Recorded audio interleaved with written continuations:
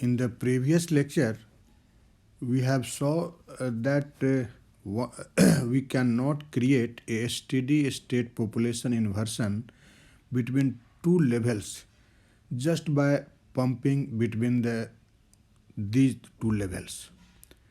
In fact, in a simple word, you can say that it is completely impossible to get a steady state population inversion if the laser system has only two levels. That is, when there is only two energy levels, then population inversion is not possible.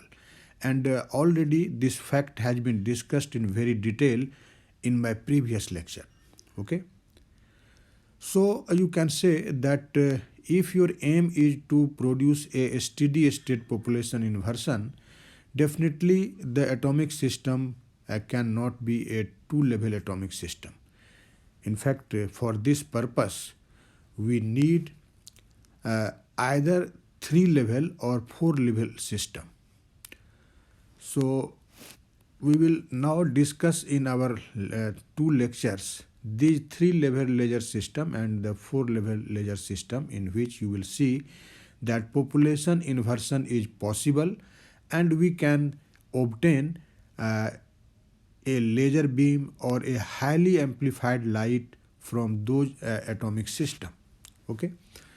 In fact, in this lecture, we are going to deal with the fact that how you can say that population inversion can be achieved, can be obtained, or in other words, the laser light can be obtained from a three-level laser system.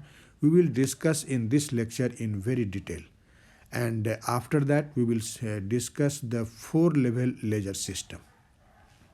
So you can see this figure I have shown here that our atomic system is a three-level atomic system where the atomic energy levels have been marked by E1, E2 and E3. You can see this is the first energy level, you can say, and this is second energy level marked by E2, and this is third energy level marked by E3. Okay. So you can say that this three-level system consists of energy levels E1, E2, E3, and we assume that all these energy levels are non-degenerate. Okay, all these three levels are non-degenerate. They are not degenerated. We assume it.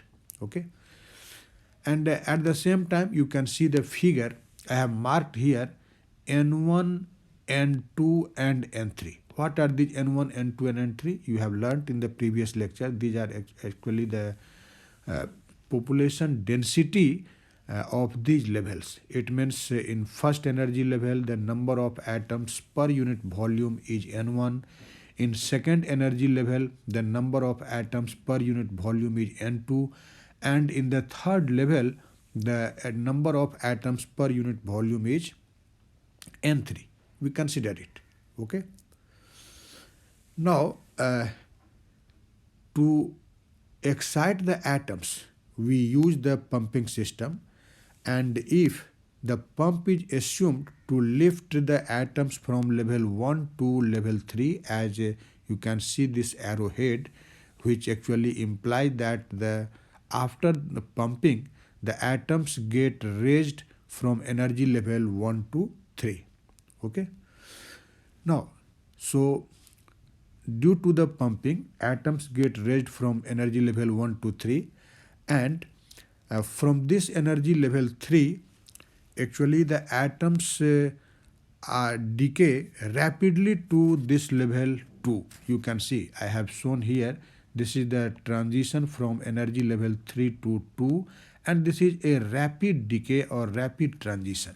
Okay, because the third energy level, in third energy level, actually the mean life of atoms is very small. This is of almost of the order of 10 to the power minus 8 second. So the atoms goes a rapid decay. Okay, and this rapid decay actually do not give the laser light. it is actually non-radiative.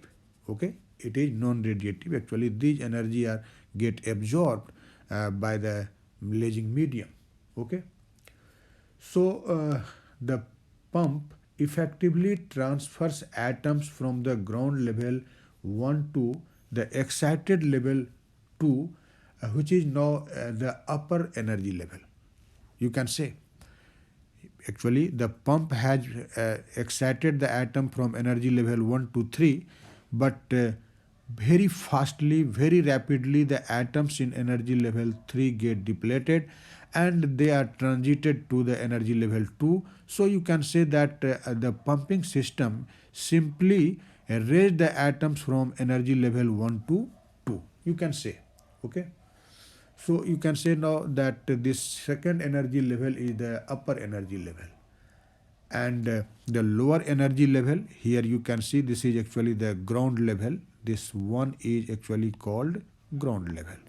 So actually this ground level and this upper level 2, in between these two levels, actually the lasing action will take place. In fact, this energy level 2, which is marked by E2, containing the number of atoms per unit volume N2, is actually a metastable energy level. We will see later on. This is called metastable energy level. Metastable. Stable. And the mean life of atoms in this level is of the order of 10 to the power minus 3 seconds. So it is much more greater than the mean life of atoms in the energy level 3. And so you can guess that there may be a population inversion between the energy level 1 and energy level 2, because the number of atoms per unit volume in this energy level 2 will become greater than that of energy level 1. So we achieve population inversion between this metastable state level 2 and between the ground level. In fact, you can say that if the relaxation from the level 3 to level 2 is very fast, then atoms will relax down to level 2 rather than to level 1. Okay, and since the upper level 3 is not laser level, so you can say that it can be a broad level or a group of broad levels. You can see, so I have marked this level 3 as somewhat like a band, energy band, not by a sharp line. Okay, and that's why the broad light source may be effectively used as a pump source, and this will be discussed when we will see later on in our forthcoming lecture on ruby laser. Such situation you will have found there. Okay, so this is the three energy level system, and all these facts which I have just explained, I have marked it here for your convenience. You can note down these facts. So I am just again giving the reading. You can see I have mentioned that consider three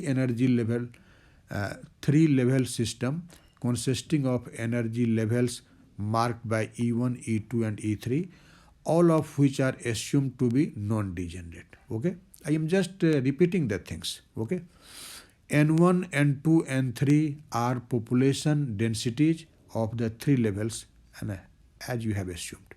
Okay, now I have told you that due to optical pumping transition 1 to 3 takes place, and transition 3 to 2 is rapid and consisting of non-radiative transitions.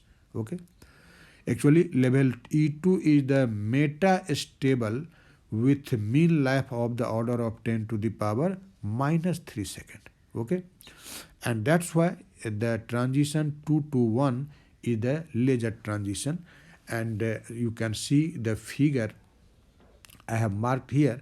For pumping, we have used a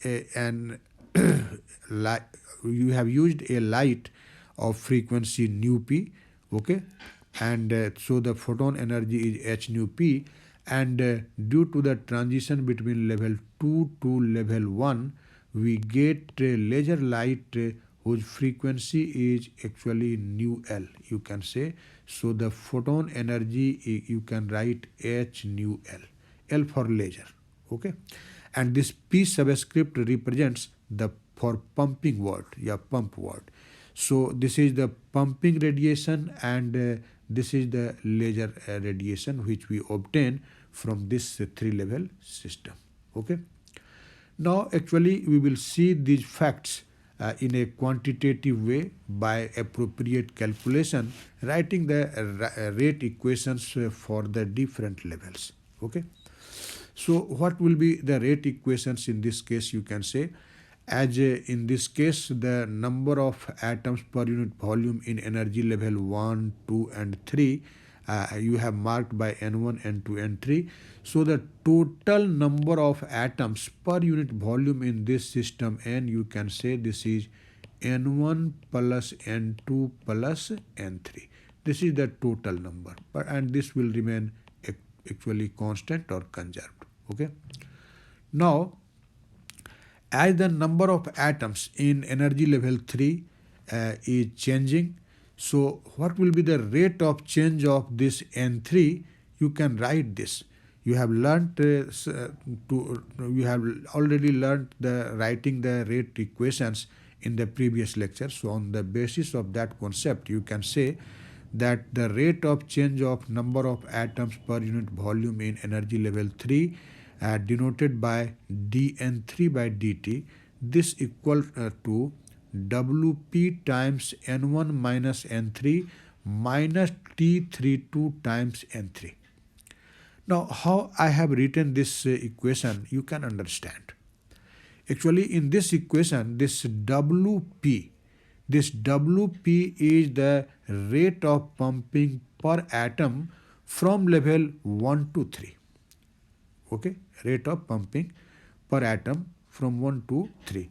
And so as the number of atoms in unit volume of level 1 is N1 and level 3 is N3. So the number of atoms which get increased in the level 3 will be N1 minus N3, okay, times Wp per second. And since there is a transition between level 3 to level 2, so the number of atoms will decrease in level 3 and the number of atoms decreased per second is equal to 32 times N3. Actually, I have mentioned it here that this Wp times N1 minus N3 represents the stimulated transition between level 1 and 3, and T3, 2 and 3 represents the spontaneous transition from level 3 to 2. Okay. Now, this quantity T32 is actually equal to A32 plus S32. Here A32 is the radiative transition rate between level 3 and 2 and S32 is the non-radiative transition, or you can say spontaneous transition rate between level 3 and 2. So T32 is the sum of A32 and S32. Okay. These things you have already seen in the two-level laser system in the previous lecture. Okay. In the similar manner, if you want to write the rate equation for level 2, what will be those rate 2 and 1? What will be those equations? You can see here. For level 2, we write dN2 by dt equal to WL into N1 minus N2 plus T32 N3 minus T21 N2, because there is a transition now from level 2 to level 1. So, sorry, the page has been turned, but it will be okay. You can see. Wait for a while, this will be already correct. Okay. Now see, this actually represents the transition from level 2 to 1, this T21 times N2. And similarly, this dN1 by dt, rate of change of number of atoms per unit volume in level 1, this will be given as Wp times N3 minus N1 plus Wl times N2 minus N1 plus T21 N2. Okay, T21 N2. Actually here this Wl, this quantity is called transition rate of stimulated emission between level 1 and 2. Okay, and this is defined like this. You have seen this expression earlier in my lectures. So Wl is equal to C cube divided by 8 pi h nu cube times A21 times GL of nu times IL. In fact, in this expression, this IL represents the intensity of radiation in the transition from level 2 to level 1. This is actually the intensity of laser light, you can say. Okay, and GL of nu, this is line shape function describing the transition between the levels 1 and 2. Okay, and again, when you talk about transition 2 to 1, and that coefficient T21 can be written as A21 plus S21.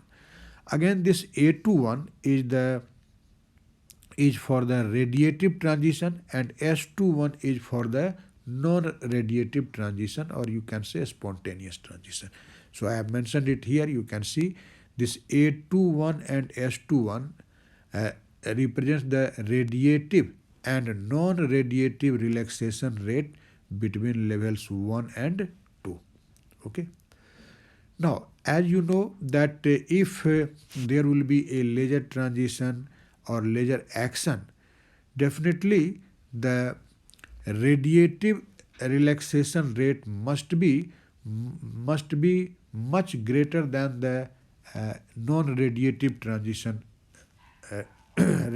relaxation rate. So for this A21 must be much greater than S21. Okay.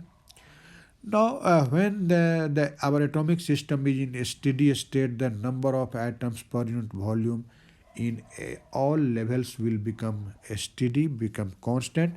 And so in that condition, these rates dN1 by dt, dN2 by dt and dN3 by dt, all these will be equal to 0.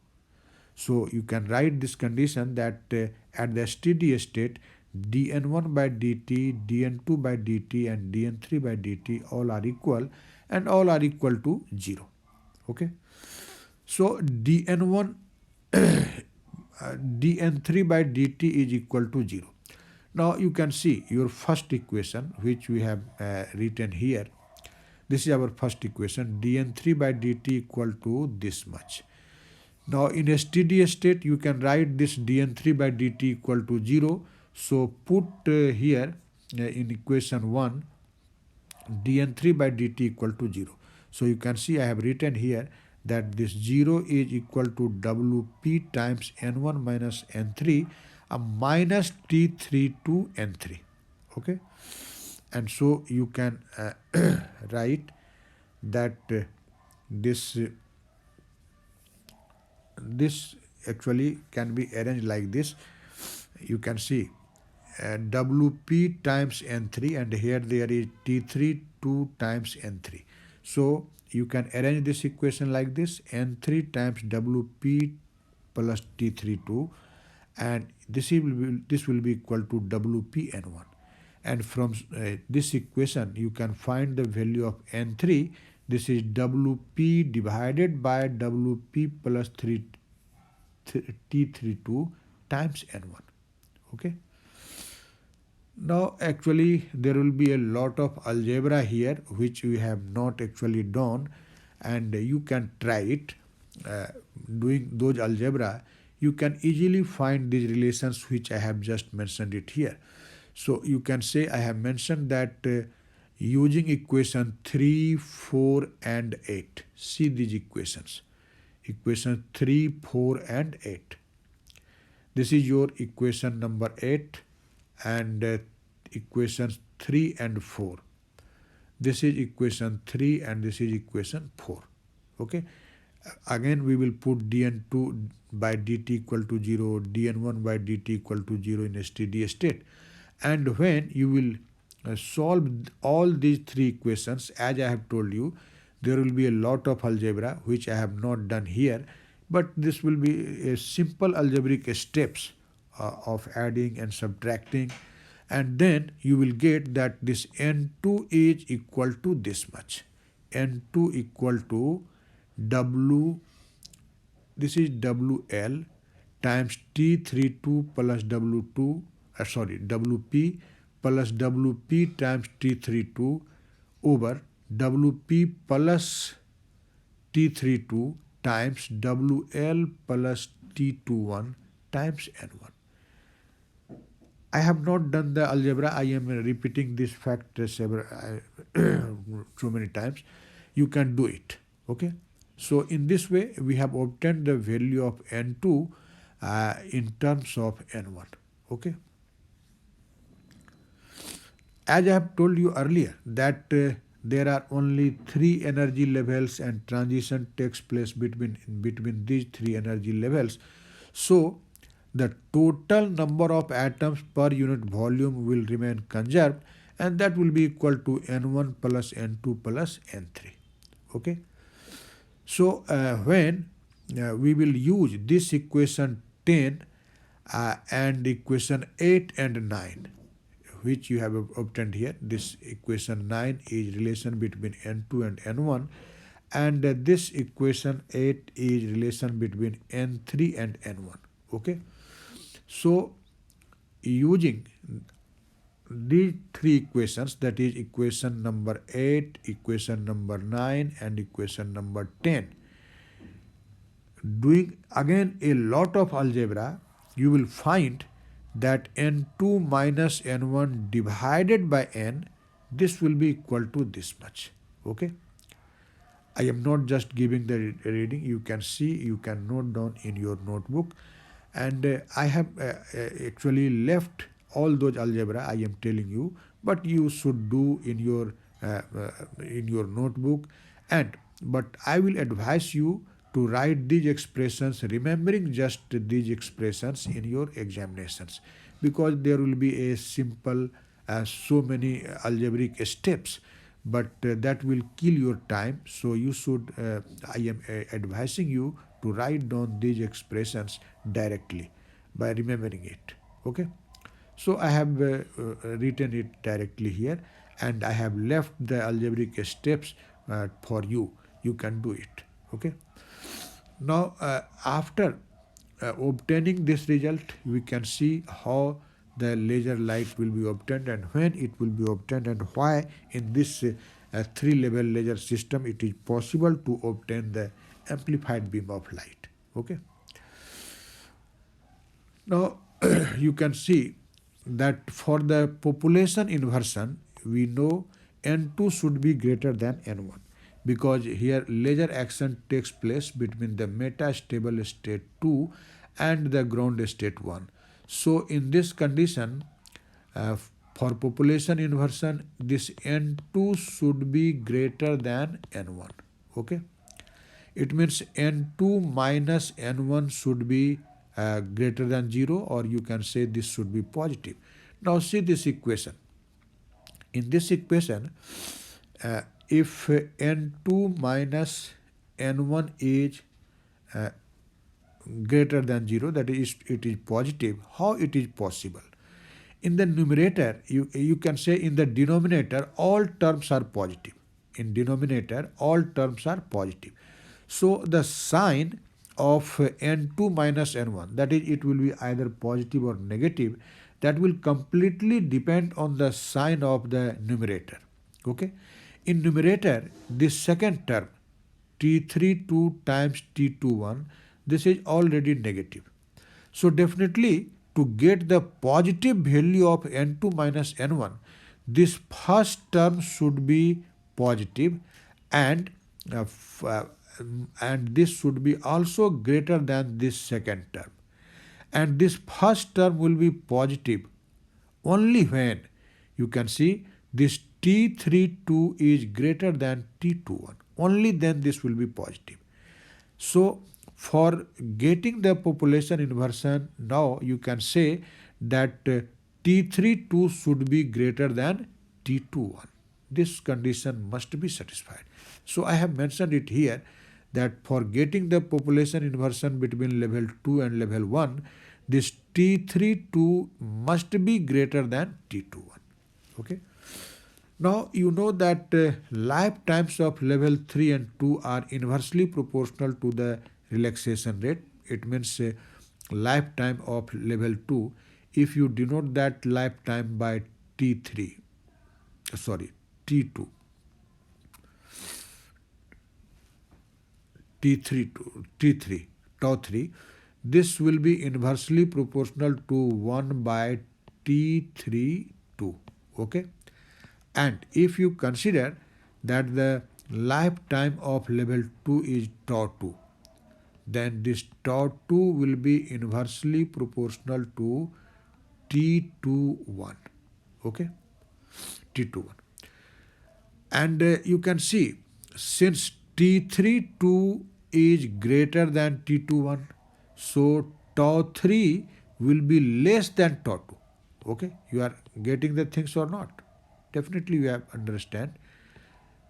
So if T32 is greater than T21 and as the lifetime is inversely proportional to this relaxation rate, so definitely in this condition you can say that this tau 3 is less than tau 2. And tau 2 is the mean life of atoms in level 2. So so in the level 2 the atom relaxes for more time, for a greater time interval, and that's why we call that level as a metastable state. So in this way you can say for lasing action there must be a metastable state where the atoms relax for greater time, and it is of the order of 10 to the power minus 3 second as I have mentioned earlier. Okay. So I have mentioned it here that lifetime of level 3 must be smaller than that of level 2. Okay. And only then population inversion between level 1 and 2 will be obtained. Okay.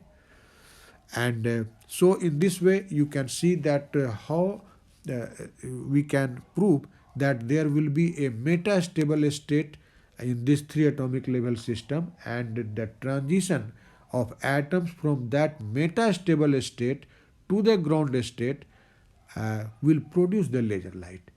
All these things we will see later on when we will discuss the ruby laser. You will see that in case of ruby laser is actually a 3 level laser system, and in that condition the uppermost energy level, that is the third energy level, will have a very small mean life, and the second level will be a metastable state, and that will have a greater mean life, and transition from the second level to the ground level will produce the laser light.